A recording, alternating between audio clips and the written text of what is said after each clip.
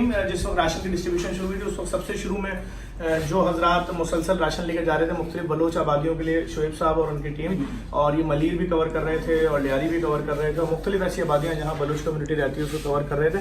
आज यहाँ पर कुछ तहाइफ लेकर आए। जी शोएब साहब। जी सर, थैंक यू सर। ये हम आपके लिए स्पेशली गिफ्ट लेके आए हैं क्योंकि आपने जिस तरीके से हमें रिस्पांस दिया वो मुझे पता है। आपने जिस इलाके में राशन पहुंचा बलोचों के, जो वहाँ पे कोई भी नहीं जा रहा था, ये आपकी बहुत बड़ी मेहरबानी है। और ये पगड़ी भी उसको पहनाते हैं जो जैसे कि एजाज़ के तौर पर ये काम आपने किया है और ये आपका बनता है, राइट बनता है हमारा, जैसे कि हम अपनी कंपनी के थ्रू हम आपको गिफ्ट दे रहे हैं। बहुत शुक्रिया, बहुत शुक्रिया, बहुत शुक्रिया,